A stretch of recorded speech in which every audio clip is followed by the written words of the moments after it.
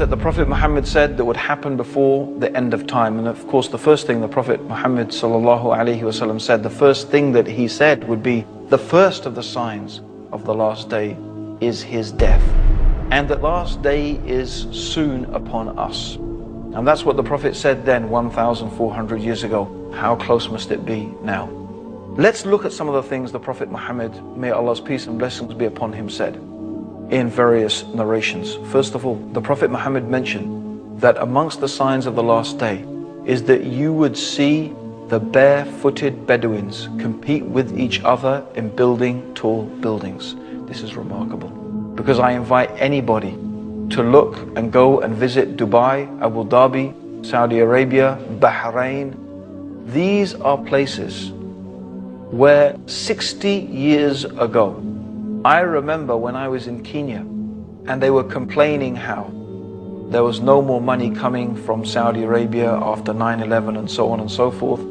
And they were saying, well, you know, 60 years ago, we used to send money to Saudi Arabia to help the orphans and the madrasas there. Now you will find the people who only 60 years ago were barefooted Bedouins competing with each other in who can build the tallest building in the world. In fact, it said there's going to be 6 of the tallest buildings in the world in Dubai in the years to come. This is something the Prophet Muhammad was predicting 1,400 years ago. It is truly a sign of the last days. The Prophet Muhammad ﷺ also mentioned that the mosques would become like palaces. And this is the case even though the Prophet ﷺ ordered simplicity in the houses of Allah. The fact is that they have become more and more fantastic, and more money is being spent on these mosques with domes and floors and golden domes and floors and everything to match, with so much lavish chandeliers and carpets like palaces, as the Prophet ﷺ said would happen. Also, the Prophet mentioned that trustworthiness would disappear, so much so that a person would be able to say, I know a trustworthy person in such and such town. I ask you yourself if maybe that is not the case today. Also, the Prophet mentioned that there will be an increase in killing. The Prophet called it harj, to the extent that the one who is being killed and the one who is killing, they don't even know. The one who's being killed doesn't know why he's being killed. The one who is killing doesn't know why he's doing the killing. I think this is describing the condition of some cities today, where kids are shooting people.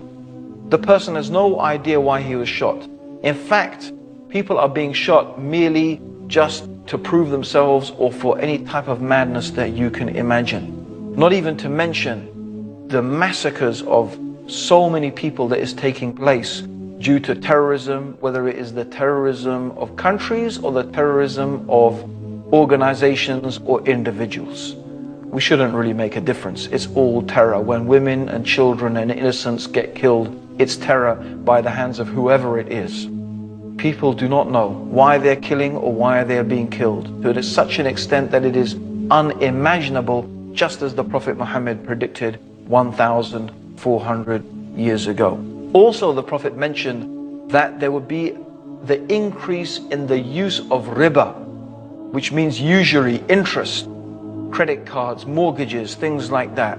In fact, to the extent that no one would be able to escape the dust of it. Everybody will be affected by it. And this is without doubt the truth of the world economy today. The whole world economy is affected and controlled by banks and the use of interest money. Even though in Islam it is totally prohibited, even though in Christianity, up until the 16th, 17th century, riba was forbidden in Christendom as well. But yet today, it is something that controls the world economy to the extent that no one can escape it, just as the Prophet Muhammad predicted 1,400 years ago. The Prophet also said that there will be an increase in literacy. In fact, so many people will be able to read and write, but actually knowledge will decrease. Isn't that a type of paradox? More people will read, and what do we end up reading? Most of us, we read rubbish. We read rubbish stuff. But we can read, but knowledge, especially knowledge of the religion, despite the fact that more people can read, ignorance has become prevalent.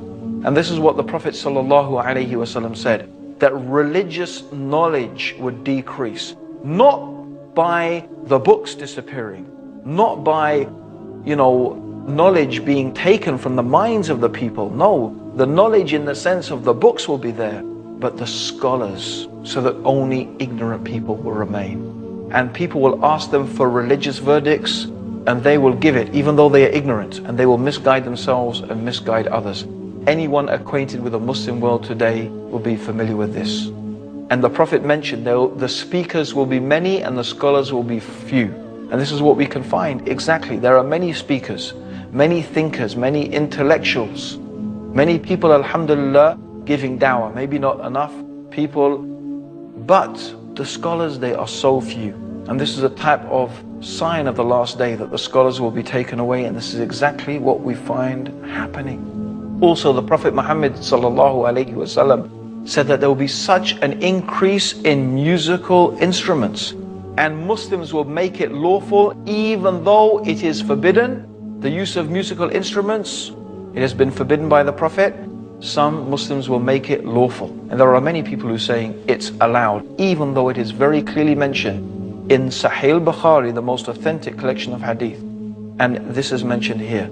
This hadith where the Prophet predicted that the people will make it lawful even though the Prophet made it unlawful, and it has come true. Just as the Prophet Muhammad, may Allah's peace and blessings be upon him, said. Also, he mentioned there will be an increase in sexual promiscuity. Even though Islam is a religion that teaches chastity, that a man and a woman should confine themselves to marriage, the Prophet said there will be an increase in sexual promiscuity.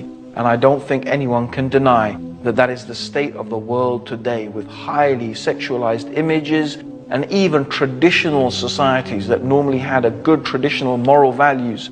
For example, like India.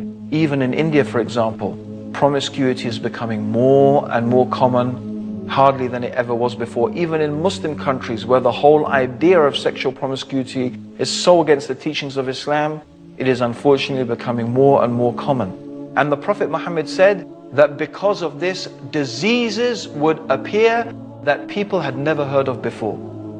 Isn't that the case?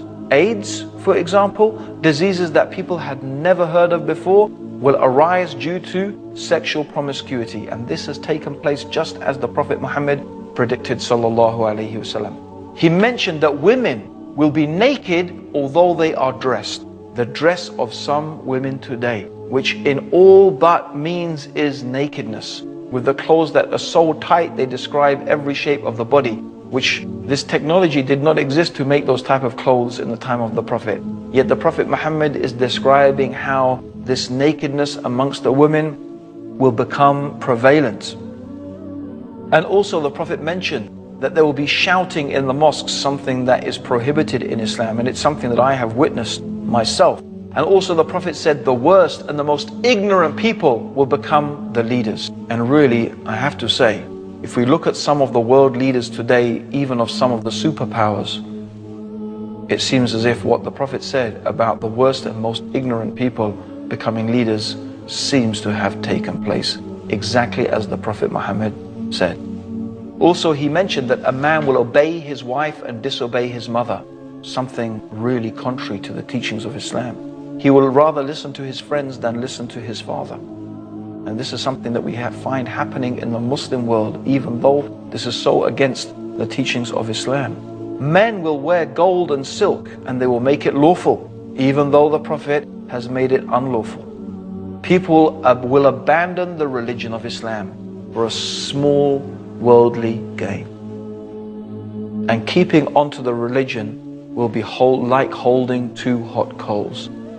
I am mentioning all of these things, and there are many, many more things that the Prophet Muhammad ﷺ mentioned. But these are some of the small signs concerning the events that will take place before the last day. And as we can see, these things that I have gone through, almost without exception, they have come true in a way that is so clear and so obvious and so apparent.